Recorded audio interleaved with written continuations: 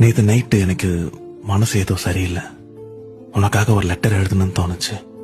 ஆமா, உனக்காக தான். அதை நான் படிக்கிறேன். கண்ணை மூடி கேட்கிறியா? அன்பு எழுதிக் கொள்வது. இந்த உலகில் யாருக்கும் தெரியாமல் 1000 வலிகளை தூக்கிச் சுமக்கும் உன்னிடம் எப்படி இருக்கிறாய் என கேட்பதே ஒரு குற்றச்செயல் என நினைக்கிறேன்.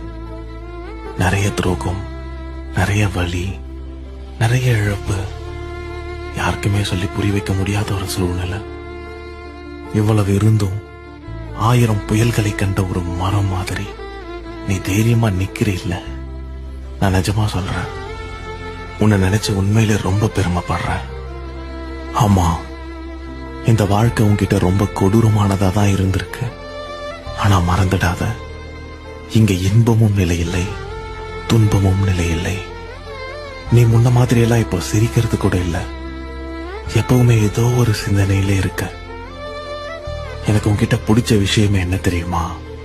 உள்ளுக்குள்ள உனக்கு 1000 வலிகள் இருந்தாலும் உன்னை சுத்தி இருக்கிறவங்களை நீ அவ்வளோ அன்பா, அவ்வளோ சந்தோஷமா பார்த்தப்ப. இந்த பிரபஞ்சத்துக்கிட்ட நான் ஒன்னே ஒண்ணு மட்டும் கேட்டுக்கிறேன்.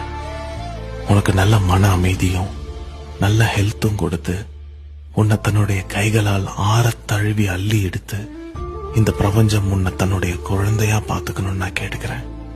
உன்னுடைய கனவுகள் எவ்வளவு பெருசா இருந்தாலும் அதை நோக்கி நீ எடுத்து வைக்கிற ஒரு அடியும் உன்னை இனிமேல் முன்னேற்றத்தை நோக்கி கூட்டிட்டு போகணும்னு அந்த யூனிவர்ஸ் கிட்ட நான் கேட்டுக்கிறேன்.